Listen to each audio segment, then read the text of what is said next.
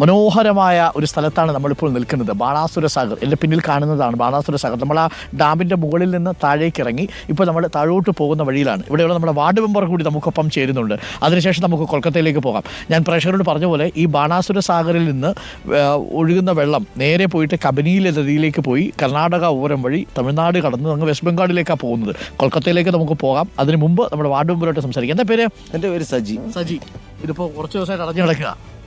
കുറച്ച് ദിവസം എന്ന് പറയാൻ പറ്റില്ല. നമ്മുടെ ഈ ഉരുൾപൊട്ടല് കൂടി 10-20 ദിവസമായിട്ട് അടഞ്ഞു കിടക്കുകയാണ്. ഇപ്പൊ തുറക്കുന്നതിന് വേറെ ബുദ്ധിമുട്ടൊന്നും ഇല്ലല്ലോ? ഇനി ഒരു ബുദ്ധിമുട്ടുമില്ല. ഇത് തുറക്കാതെ കിടക്കുന്നതുകൊണ്ട് ബുദ്ധിമുട്ടുണ്ട് താനും. ഉണ്ട്. കുറെ ആളുകൾ ഇതുകൊണ്ട് ജീവിക്കുന്നുണ്ട്. ശരിക്കും നമ്മുടെ നാട്ടിൽ മാത്രമല്ല, അല്ലാണ്ട് പുറത്ത് ഹോട്ടലുകാരായാലും അതേപോലെ തന്നെ ഹോം സ്റ്റേ നടത്തുന്നവരായാലും. ഞാൻ CPI. അപ്പൊ ഇതെന്തായാലും തുറന്നു കൊടുക്കേണ്ട സമയമായി. ഇപ്പൊ നമുക്ക് മന്ത്രി വിളിച്ചത് സംസാരിക്കാം അല്ലേ? അതെ. ഇത് CPIയുടെ വാർഡ് മെമ്പറാണ്. ഇതുള്ള കോൺഗ്രസിന്റെ ബ്ലോക്ക് അല്ലേ? അപ്പം എല്ലാ മനുഷ്യരും, രാഷ്ട്രീയ കക്ഷി ഭേദമന്യേ ഇവിടുത്തുള്ള മനുഷ്യരുടെ പ്രശ്നങ്ങൾ ഇവർ മനസ്സിലാക്കുന്നുണ്ട്. അവർക്ക് എല്ലാവർക്കും ഒറ്റ അഭിപ്രായമുള്ളൂ, ഇത്തരം ഡാമുകൾ, സുരക്ഷിതമായ ഈ ടൂറിസം സ്പോട്ടുകളെല്ലാം തുറന്നു കൊടുക്കണം. അതെ. ഈ ഡാം മാത്രമല്ല, ഇപ്പൊ ഇവിടെ തന്നെ മീൻമുട്ടി വാട്ടർഫാൾസ് എക്കോ ടൂറിസം അതും ഇവിടെ പൂട്ടിക്കിടക്കുകയാണ്. അത് നമ്മുടെ പുൽപ്പള്ളി ഇതേപോലെ ഒരു ആളെ ആന ചവിട്ടിക്കൊന്നതിന്റെ അടിസ്ഥാനത്തിലാണ് ഇത് പൂട്ടിയിട്ടത്. ശരിക്കും ഒരു സ്ഥലത്ത് എന്തെങ്കിലും സംഭവിക്കുമ്പോൾ അവിടെ വേണമെങ്കിൽ പൂട്ടിയിടാന്നല്ലാണ്ട് എല്ലാ സ്ഥലവും പൂട്ടിയിടുന്നത് അതൊരു ശരിയായ രീതിയല്ല. മാത്രവുമല്ല, അത് ഒരുപാട് പേര് അതിനെ ആശ്രയിച്ച് കഴിക്കുന്ന മനുഷ്യരുണ്ട് അല്ലേ? അതെ, ഒരുപാട് പേരെന്ന് പറഞ്ഞിട്ടുണ്ടെങ്കിൽ ആയിരക്കണക്കിന് ആളുകൾ, 1-2 ആളുകളല്ല, ഒരുപാട് ആയിരക്കണക്കിന് ആളുകൾ ഇതുകൊണ്ട് ജീവിക്കുന്നുണ്ട്. അതേപോലെ തന്നെ നമുക്ക് ഈ റോഡ്, നമ്മൾ ഈ ചുരങ്ങൾ ഉള്ള റോഡുകൾ ആണ് നമ്മളിപ്പോൾ ഉപയോഗിക്കുന്നത്. ഇവിടെ അല്ലാതെ പൂഴിത്തോട് എന്ന് പറയുന്നൊരു റോഡ് ബദൽപാതയുണ്ട്. ആ ബദൽപാതയ്ക്ക് ഇപ്പോൾ 1.5 കോടി രൂപ വെച്ചിട്ടുണ്ട്.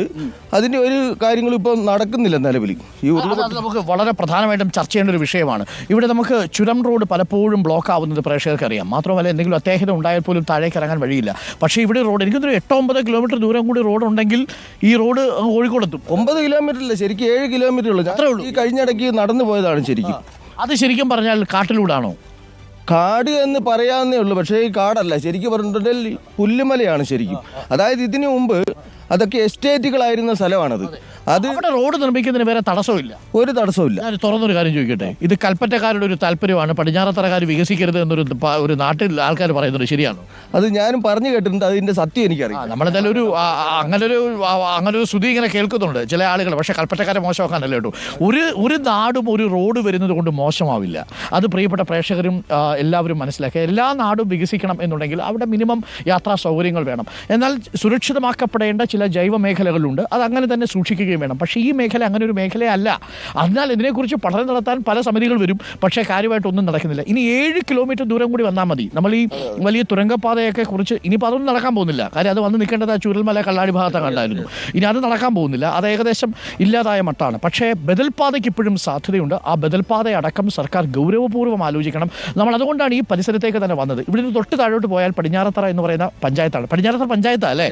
പടിഞ്ഞാറത്തറ ഗ്രാമപഞ്ചായത്താണ്. അപ്പോൾ ആ ഗ്രാമപഞ്ചായത്തിലൂടെയാണ് ആ ബദൽപാത പോകേണ്ടത്. ഇനി 7 കിലോമീറ്റർ കൂടി മാത്രമേ പണി പൂർത്തിയാക്കേണ്ടതുള്ളൂ. അങ്ങനെയാണെങ്കിൽ വളരെ വേഗം അല്ലേ, ഈ ചുരത്തിൽ കൂടെ പോകുന്നതിനേക്കാൾ കൂടുതൽ വേഗത്തിൽ നമുക്ക് എത്താൻ പറ്റും. വേഗത്തിൽ പോകാൻ പറ്റുമെന്ന് മാത്രമല്ല, ശരിക്കും പറഞ്ഞാൽ ഡാമിന്റെ അതിർത്തിയിൽ കൂടെയാണ് ശരിക്കും ടൂറിസത്തിനും കൂടെ ഉപകരിക്കുന്ന ഒരു റോഡാണ്.